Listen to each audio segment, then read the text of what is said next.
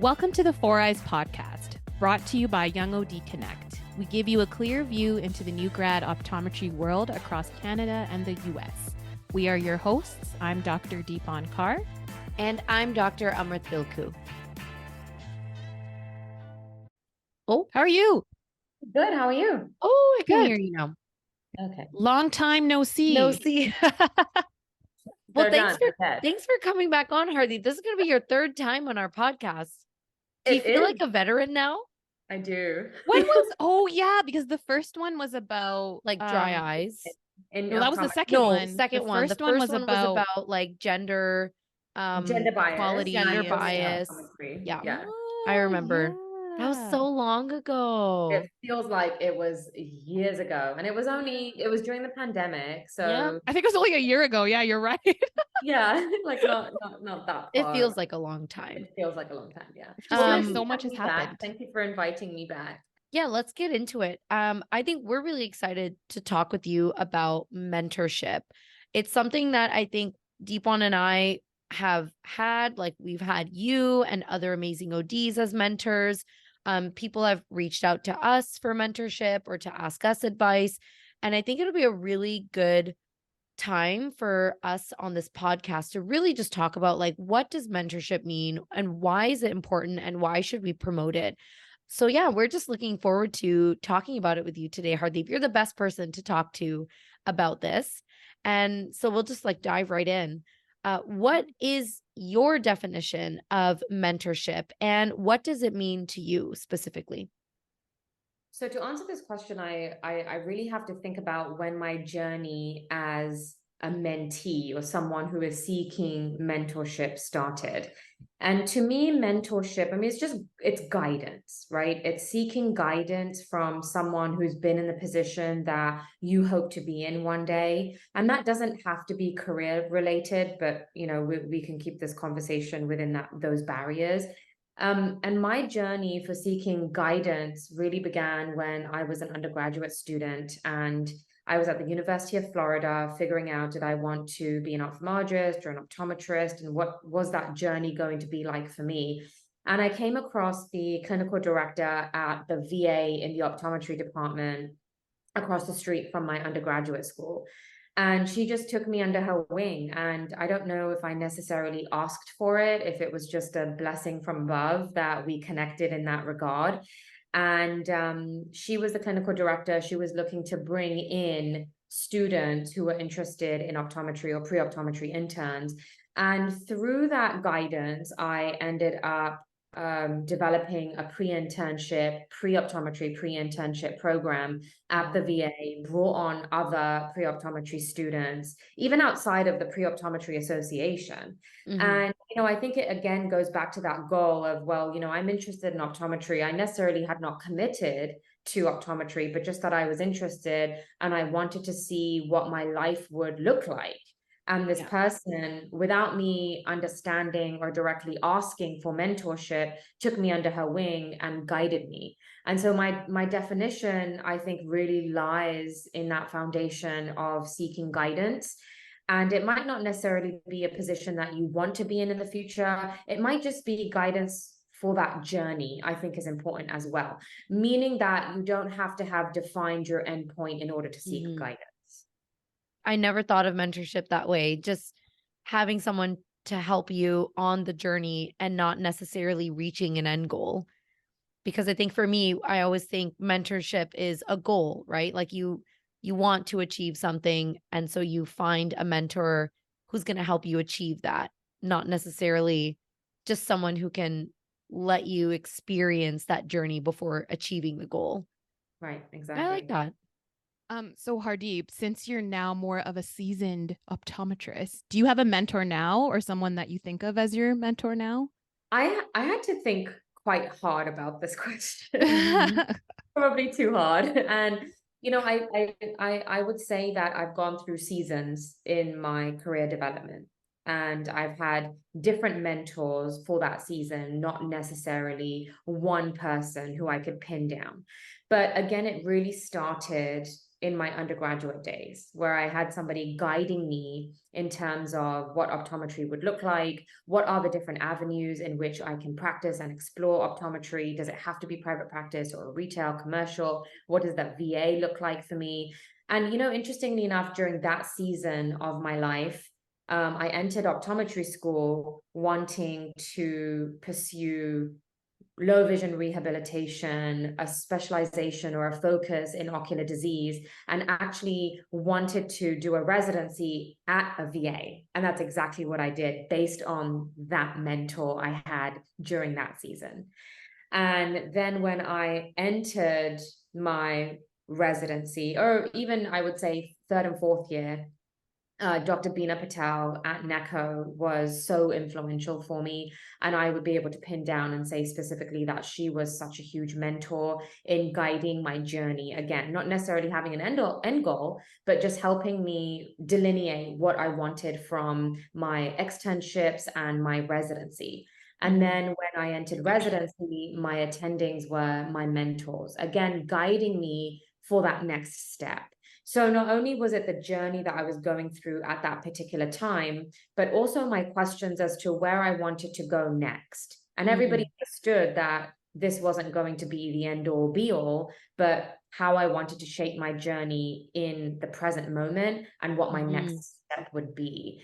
And then, I think the game completely changes once you come out of externships and residency, as you two are now experiencing. Yeah.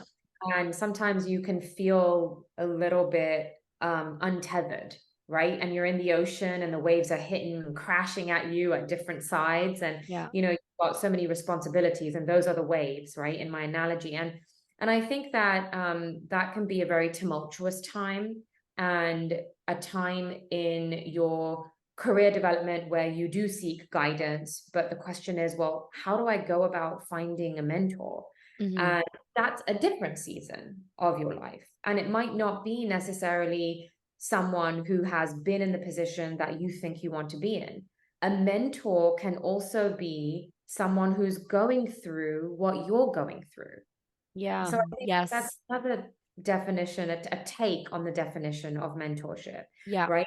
And you might imagine that the two of you mentor each other in some regard, right? You guide each other in some regard. You ask for advice, but maybe Amrit has gone through something that Deepan hasn't gone through, and vice versa. And that's also, there's a sense of guidance and a sense of mentorship there. And I think that when we enter that season where we've graduated from school and from residency, and now we're entering our first, second, maybe even third position, career, a job rather, we tend to seek guidance from our colleagues rather than someone who's been there, done that.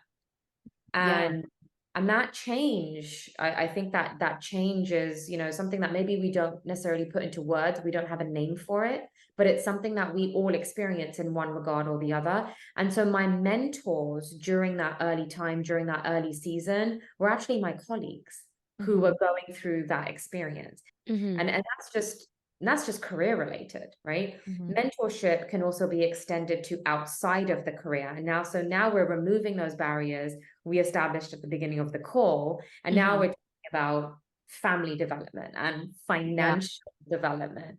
And not only do we have different mentors for each season, but also for each aspect of our development outside of optometry. And that mentorship quickly turns into friendship in my experience. Yeah, I 100% agree. I love that you mentioned mentorship doesn't necessarily always mean that you're seeking someone who has already achieved that goal that you're aiming to achieve, or it's someone who's a seasoned OD or seasoned in, finances or whatever you're, wanting mentorship from. Yeah, it is actually, mentorship from your own colleagues and your own friends that are going through the exact same experience you are. And I think then that's also less daunting too, because it might be a little scary for someone to reach out to, someone that has a lot more experience than them. They might be a little bit more scared, a little bit more nervous to ask for help and ask for guidance. But it's so much easier to ask your friends or people, you know, that are in the similar boat to you, being like, how are you getting through this situation right now? Right. So I love that you mentioned that, because sometimes I think we might forget about that. Yes. And Yeah. I think there is an author, I think it's Brene Brown, who talks Mhm. about seeking a mentor. And definitely don't quote me on this, but in paraphrasing what she says is that when you are seeking a mentor, the question in the mentee's mind should always be, well, what can we offer in return for mentorship, Yeah. right? Mhm. And just to your point, Amrit, when you are seeking mentorship from your colleagues, you're both giving and both taking from each other. Hmm.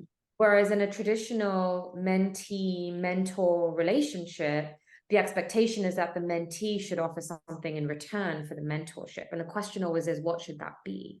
Hmm. Um, I think typically we see this I see this every day in my private practice, where an undergraduate student might seek an internship, like what I did, Hmm. right? I'm going to develop this program for you. This is what I'm giving in return for the mentorship that you're providing for me. So I Hmm.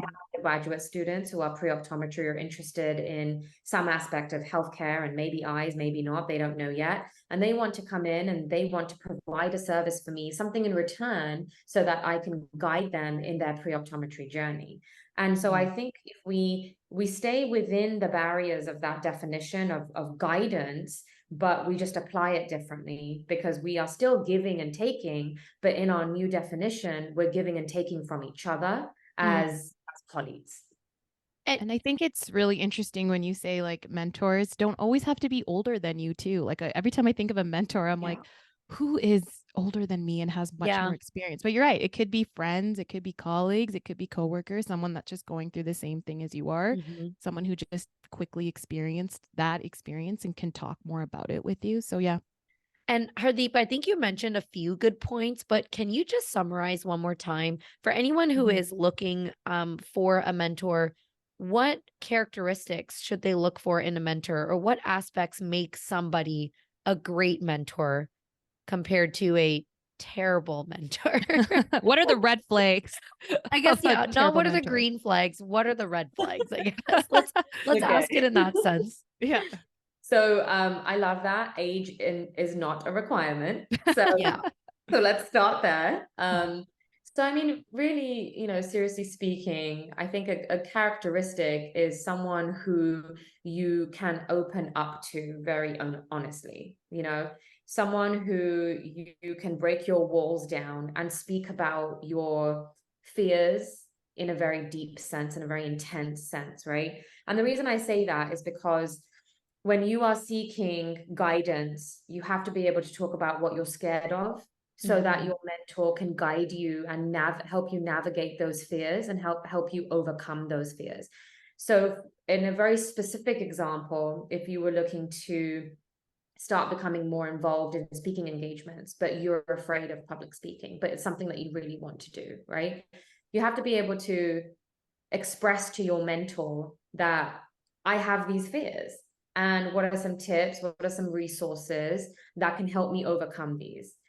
So I think someone who you can open up to without barriers is a very important characteristic.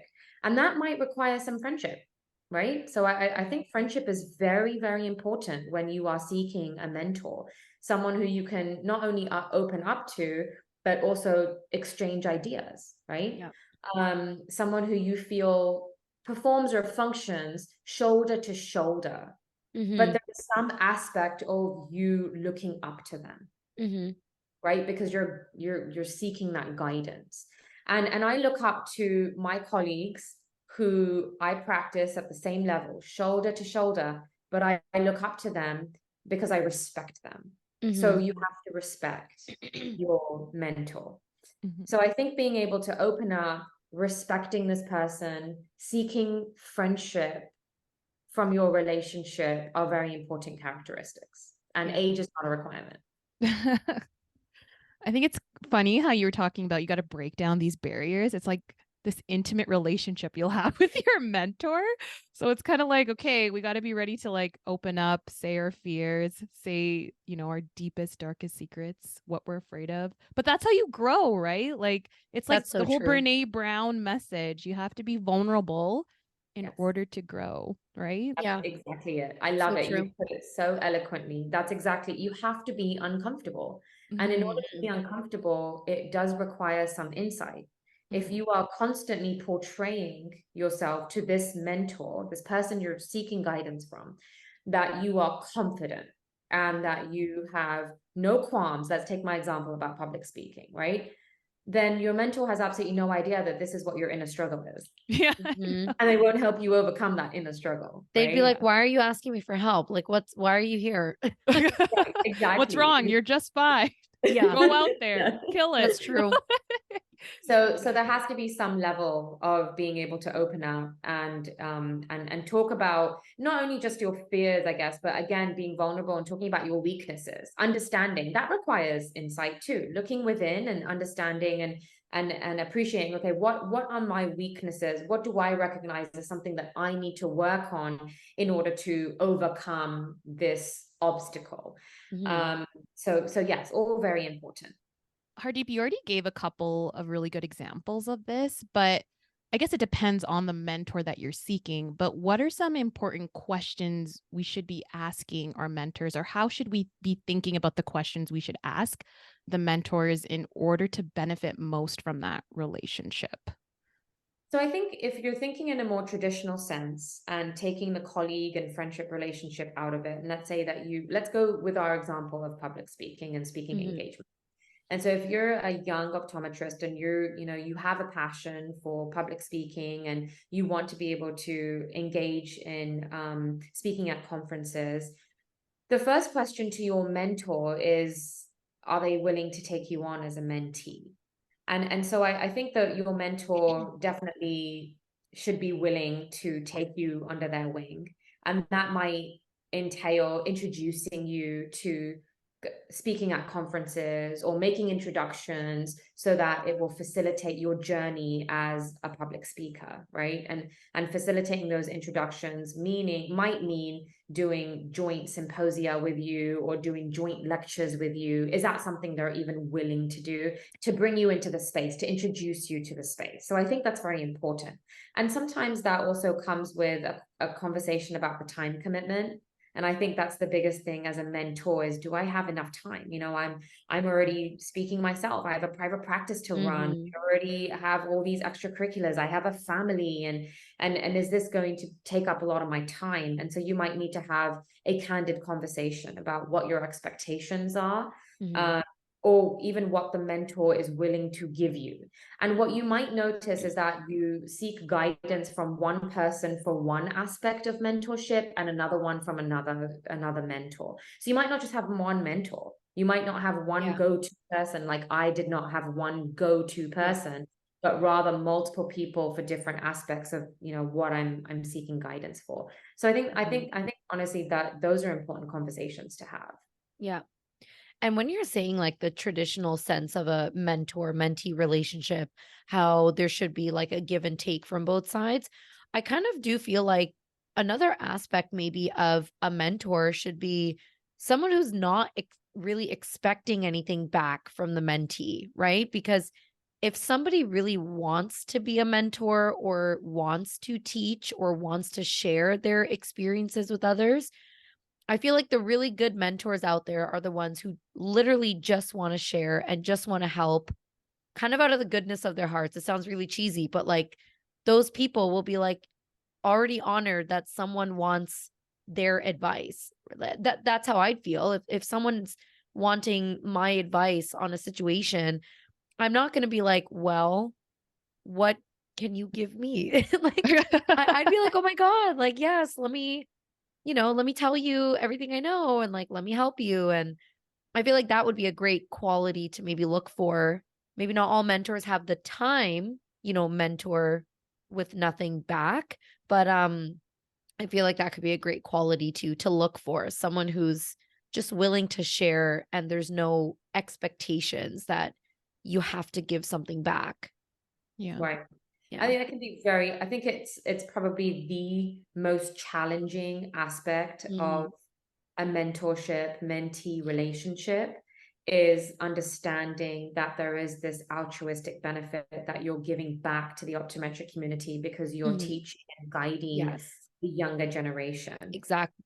Yeah, I never thought about those questions. Like every time I think of like a mentor, I would just assume like, oh, they're just going to be my mentor. Like asking them like, will you be my mentor is such a strange concept. And then even planning out a timeline where they'll be like you set the expectations of them going like, okay, well, I can do these many hours in a week. It takes the relationship seriously instead of kind of being like, oh, okay, yeah, you're my mentor, and then not speaking for the next like 2 months because no expectations were clear. But yeah, that just solidifies how serious the relationship needs to be. Like first asking is, asking like, will you be my mentor? And what's the timeline? What's the expectations here? So that's really important. Yes. And it is a commitment. Yeah. From both sides. We've talked about what makes a great mentor and like what is a mentor relationship like. You are definitely a mentor as well, especially as part of YoungOD Connect. So can you explain to the listeners in what ways you are providing mentorship? I guess let's say more so just for the optometric community. Oh, well, first of all, thank you for considering me a mentor. Yes. I appreciate that. You are definitely our mentor. Thank But you. we didn't mentored set me. expectations for time and we never asked Hardeep. So let's just, I mean, the for the relationship is listeners, vague. for the listeners to know, me and Hardeep have had like car talks in California. Like that was a good talk. Like I needed That a was a good mentor talk. talk there. Yeah, so I think the switch from I see myself as yes, definitely in a position to mentor in the experiences that I have had. But if I really took an inward look, there's still so many aspects in which I need guidance and mentorship. And so from an optometric standpoint, I love what I do and the practice aspect I love so much. But being a new business owner, I've been practicing, yes, for many years, but from a business ownership standpoint, I still seek mentorship and guidance when it comes to managing finances. But the aspects in which, I'm considered a mentor is really my strengths lie in being able to talk to young ODs about which mode of practice is right for them. And why? Because of my experience, because of having been, an optometrist associate at a VA or building up a community health center, working at an academic institution, having done the retail community aspect, working for a single owner ophthalmologist, working in a multidisciplinary setting, in a surgical setting, in a retina practice, practicing anterior segment, so really helping young ODs understand, is this what, how do I know if this is where I fit? And how do I know that I want to go into private practice? And then I think the second aspect is shifting my career from associate to now an employer, right? I work for myself, but then also employ other people. And how do I know that shifting my career is the right step for me? And when do I figure out that that's going to be the right step for me? And so I think that's what I bring to YoungOD Connect. And there's so many great other great mentors who bring other experiences, like owning multiple practices across the country and traveling to all of those. Shout out Dr. Toe. I was gonna say, is this Dr. Toe? But also specializing in RGPs and scleral lenses, and what that looks like from a private practice aspect. I mean, there's so many wonderful aspects and experience on the faculty of YoungOD Connect. But I think, shifting the career is something that I can definitely speak on and mentor young ODs if that's something that they're looking for. And I will be very honest, I think we all at some point in our careers get to a point where we, kind of like look around, metaphorically speaking, and say, right, is this it? Am I in the right space? Am I doing the right thing? Is this what I want to do? What's next? Yeah. And having been through that, I can speak to it. Do you think having too many mentors is a thing for like what do you think you're spreading yourself too thin, or is that a good thing, or is it too much? I think having a finite number of mentors is always a good idea. And if it's not applicable to you, you accept it, you say thank you, and you can move on. Well, unless you have to see them again at conferences. So Still say thank you.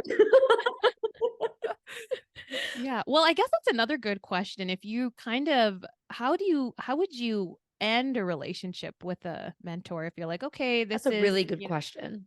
I'm kind of over this relationship, or we've benefited from each other to this point. Like, how would you go about ending that relationship in a polite way? Yeah, I think it's just open communication and just letting them know that I really appreciate all of your time and your effort with me. And I'm just in a space where I'm very happy doing, what I'm doing. And I just hope that we can continue this relationship in the future, something along those lines. Mm-hmm. Um, and I have certainly been in that position. And having gone off to optometry school after having my mentor, Dr. Anna Wong at the VA, I emailed her and I told her as such that I appreciated everything and that I hoped that we could stay in touch. And then eventually, naturally, the relationship fizzled, the communication fizzled. But there were times when I was a third year in optometry school and I would email her and say thank you because she had sent me students to mentor.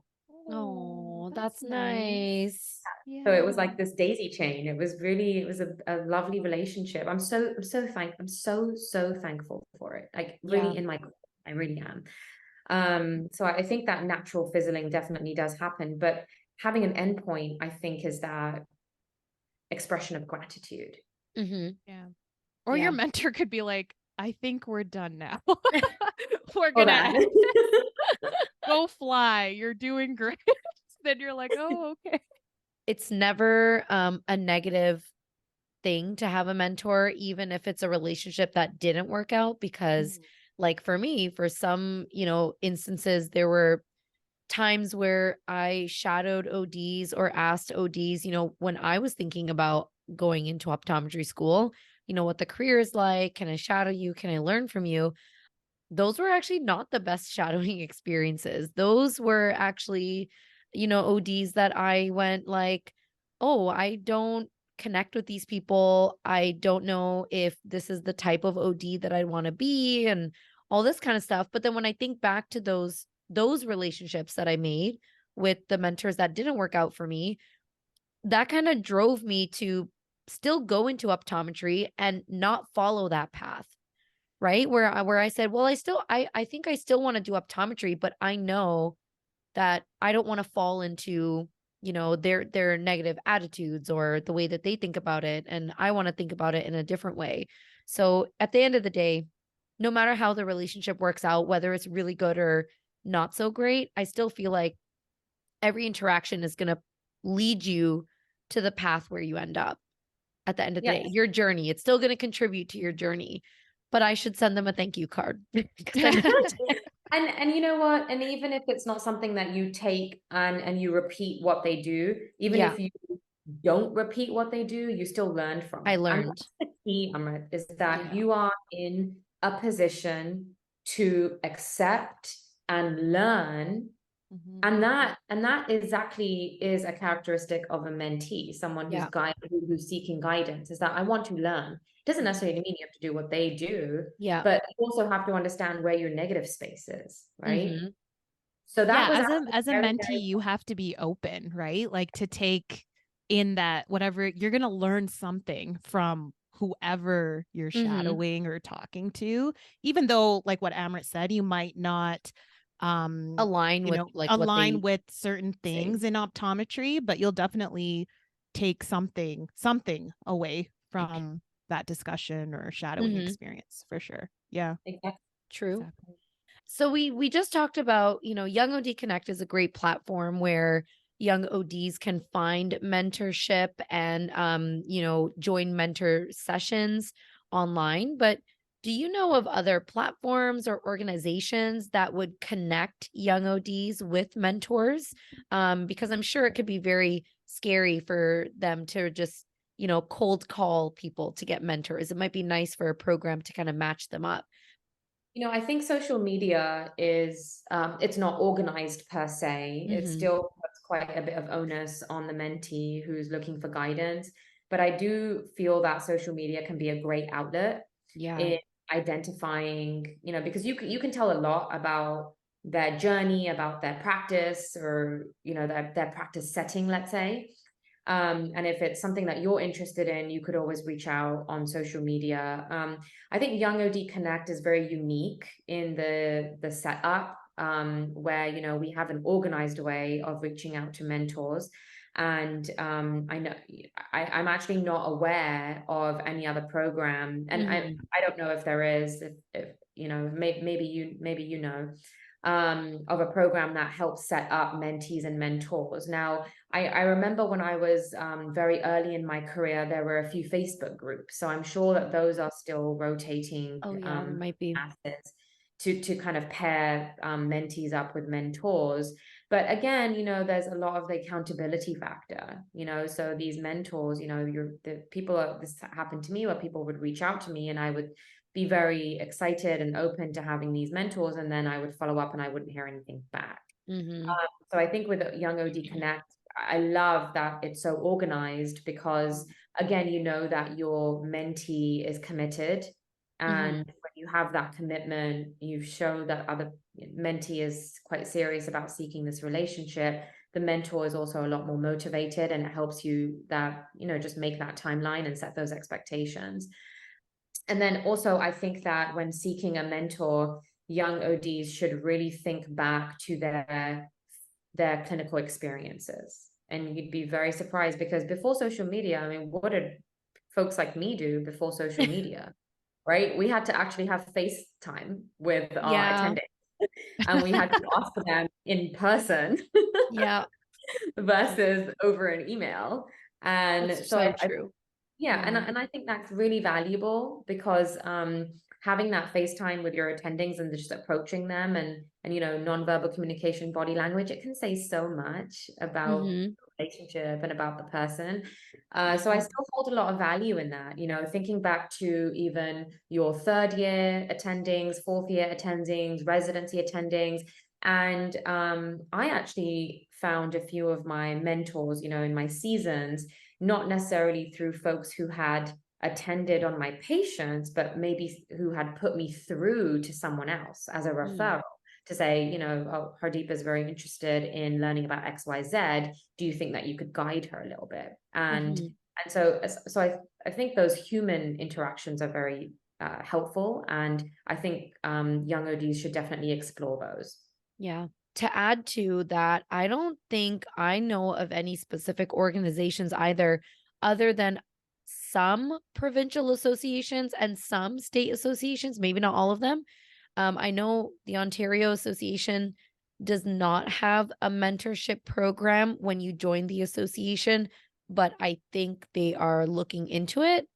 But then I think, Deepan, you said before, Alberta Association does do that. Alberta Association does. However, I think it's improved. I had a very similar experience to Hardeep where I was set up for a mentorship program, but nothing came out of it because I couldn't get a response from the mentor that was assigned to me. So I think it's a lot more different now where the mentors that they seek are committed to it, just like what we were talking about before. It's a time commitment, right? There's responsibility there.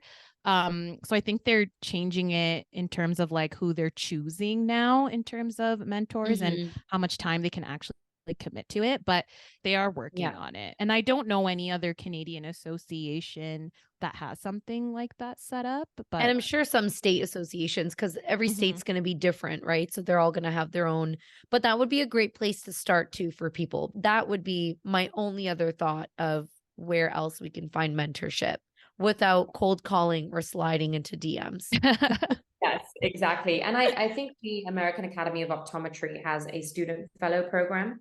Oh, yeah. Yes, yeah, right. So I think that could be a great resource as well. Yeah. And then Hardeep, you kind of already answered this question throughout this episode, but what other areas of mentorship do you believe is important for ODs to seek out besides optometry? And I know you mentioned finances. What are some other areas? Yeah, finance is definitely a big one. Personal finances, but then also knowing when to ask your employer for profit sharing and setting up your savings accounts and understanding how that works. Understanding student loan repayment, that's very important. And then also, I think kind of, what is how do you set goals? I think that's a really important part of mentorship. I think we can all answer the question, or at least we've thought about, what do I want to be in 10 years? Kind of like these very long-term, lofty type timelines, right? What about in 2 years? What about next year? What about in 3 years? And what will my family life look like? What does my financial situation look like? And then how do I put all of that information together and manage student loan repayment at the same time? And I think often, and maybe this is a cultural bias, but I think often we see our lives in sections. First, I have to go to college, then I have to go to graduate school or postgraduate, whatnot. Then I have to get a job. Then maybe I'll get married. And then after marriage, I have to have children, or maybe I have to start thinking about a family. And somewhere in between there, I'm supposed to buy a house and a car and repay my student loans, right? It's like a checklist. Putting all of that together, and sometimes understanding that life doesn't happen in chunks and blocks like that. Yeah. So I feel like life mentorship is very helpful. Like a life coach. Yeah, I don't know. exactly right. And also understanding that your journey is different, and okay if it doesn't happen in the same way that yours happened, Amrit, or yours happened, Deepon, and mine happened. There's no right answer.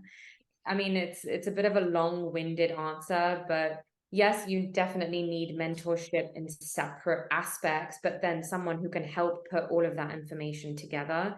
And then also help you understand if there is any type of cultural or familial or societal pressure, that's actually okay, and that your journey is your journey. And I always go back to this example. People always ask me, well, don't you just wish that you had opened your private practice sooner? And my answer is literally no. No, not at all, because I don't know how would that have fit into everything else that was going on in life. And so the way that things happen is exactly on time. That's a nice answer.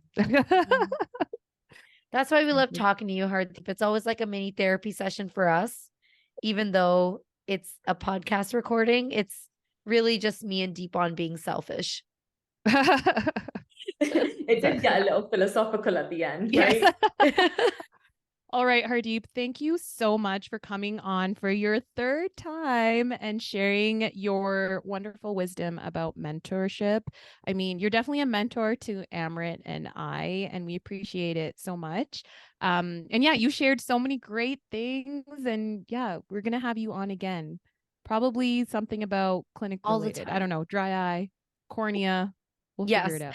But you're always welcome back. You know that. You could just hop on one of our other interviews. It's like, hey. Just pop on the side. Well, I appreciate your kind words. Thank you for inviting me back. It's always such a pleasure to speak to the both of you. I really appreciate the invite. Thanks, everyone, for listening to Four Eyes, the podcast series brought to you by YoungOD Connect. Be sure to subscribe and follow us on Instagram or YouTube at 4 Eyes Optom for more content. We'll see you next time. Bye.